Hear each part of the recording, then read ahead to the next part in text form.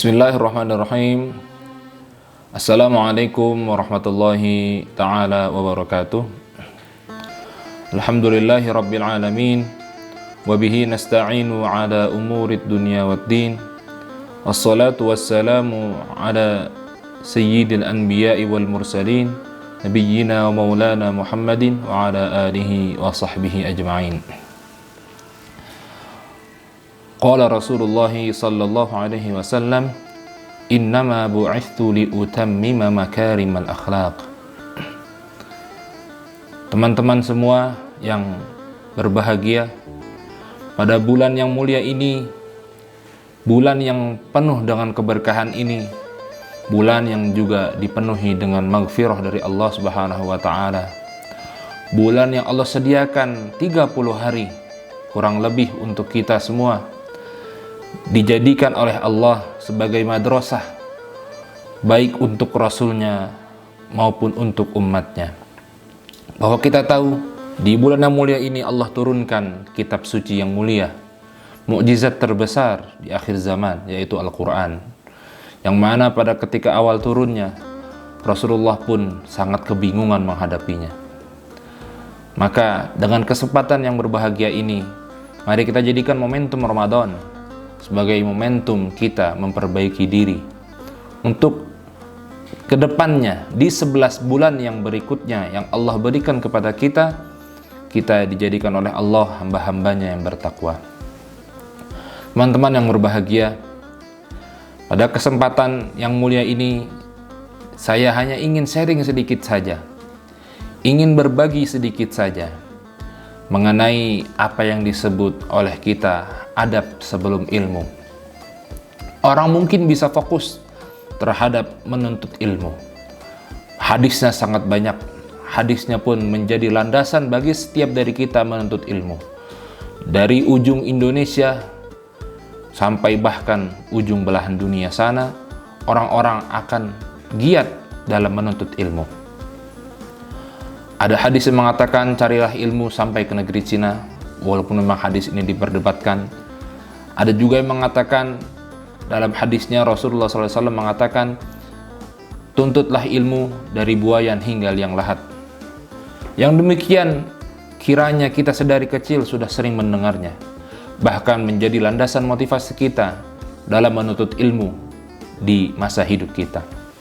Maka teman-teman yang berbahagia, jangan lupa bahwa ilmu tidak bisa didapatkan hanya dengan kita datang ke kelas saja. Ilmu tidak bisa didapatkan hanya dengan kita sering membaca saja, sering menonton YouTube barangkali pada masa digital saat ini. Bahwa ada yang utama dari kita sebagai seorang penuntut ilmu, yaitu tentang adab. Bahwa seorang Imam Malik bin Anas rahimahullahu ta'ala suatu ketika pernah ditanya, apakah yang didahulukan antara ilmu atau adab? Maka Imam Malik berkata, pelajarilah adab sebelum engkau mempelajari sebuah ilmu. Kenapa sampai demikian? Karena dengan adab itulah engkau akan mudah mendapatkan ilmu. Maka teman-teman semua yang dirahmati Allah Subhanahu wa taala, ilmu hakikatnya adalah dari Allah Subhanahu wa taala. Yang sampai kepada kita adalah sebagian kecil saja dari ilmu-ilmu Allah yang lain.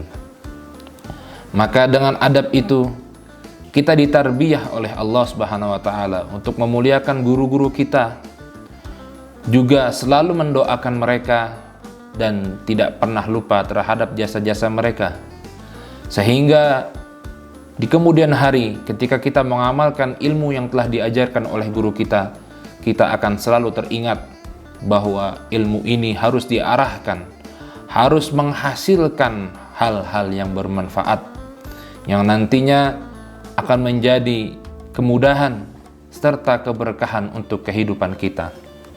Maka teman-teman yang dimuliakan Allah Subhanahu wa taala, Abdullah ibn Mubarak pernah berkata, kami mempelajari masalah adab itu selama 30 tahun.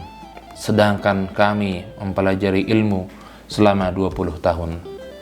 Maka betapa salafus saleh, mereka telah mempraktekkan, mereka telah memberikan tauladan kepada kita bagaimana pentingnya adab sebelum ilmu.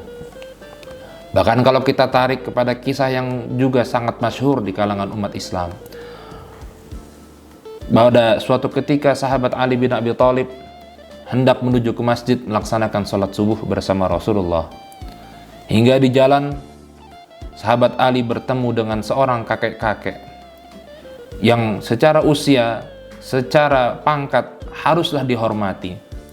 Maka sahabat Ali tidak berani untuk mendahului kakek-kakek tersebut. Hingga akhirnya sahabat Ali berjalan perlahan-perlahan, satu langkah demi langkah yang lainnya, agar tidak sampai mendahului si kakek tersebut. Hingga tiba di dekat masjid. Kemudian kakek tadi dikira oleh sahabat Ali akan ikut bersama sholat berjamaah. Ternyata kakek tadi setelah ditelusuri adalah seorang Yahudi. Maka dari cerita sahabat Ali ini kita juga bisa mendapatkan ibrah yang luar biasa. Bagaimana seorang yang berilmu pastilah dia akan beradab. Maka dari sahabat Ali juga kita bisa melihat bagaimana ia memperlakukan seorang yang mungkin menurut kasat mata orang yang beriman dia adalah berbeda jauh dari orang-orang yang beriman. Tapi sahabat Ali mencontohkan kepada kita betapa mulianya seseorang yang mengerti adab dan juga seseorang yang Allah anugerahkan ilmu. Maka ilmu tanpa adab bagaikan api tanpa kayu-kayuan. Teman-teman yang dimuliakan Allah Subhanahu wa taala, mari kita perhatikan kembali. Selama ini sudahkah sesuai adab kita terhadap guru kita? Sudahkah sesuai adab kita terhadap ilmu yang kita sedang kaji? Maka kalau belum sesuai, mari kita sama-sama menjadikan momentum Ramadan ini sebagai pengingat, sebagai pelecut, juga motivasi agar kedepannya kita bisa lebih beradab lagi dalam menghormati ilmu, dalam juga menghormati orang-orang lain. Maka kita sering mengenal istilah peradaban. Sebuah peradaban tidak akan ada tanpa adanya adab di dalamnya. Maka peradaban yang baik adalah orang-orang yang juga menjalankan adab-adabnya dengan baik. Tidak akan mungkin seseorang Allah berikan ilmu, kemudian ilmu itu akan bermanfaat dalam jangka waktu yang lama tanpa disertai dengan adab-adab yang mulia. Maka kita bisa belajar dari kaum Tsamud yang Allah anugerahkan keahlian, dia bisa memahat gunung. Bahkan kita mungkin bisa lihat hasil karyanya saat ini kalau kita berkunjung ke negara Timur Tengah. Di sana kita dapati gunung-gunung dari bebatuan yang mereka pahat hingga bisa menjadi rumah. Tetapi yang kurang dari mereka adalah adab mereka terhadap Allah dan juga adab mereka terhadap Nabi Allah. Teman-teman yang dirahmati Allah Subhanahu wa taala, semoga Allah berikan kemudahan untuk kita dalam menjalankan adab sebelum kita bisa memahami ilmu-ilmu Allah yang lainnya. Dan juga semoga Allah berikan kepada kita ilmu yang bermanfaat yang nantinya bisa menjadi penerang di kubur kita hingga bisa menjadi penolong amal soleh kita di akhirat kelak. Mungkin cukup sekian dari saya.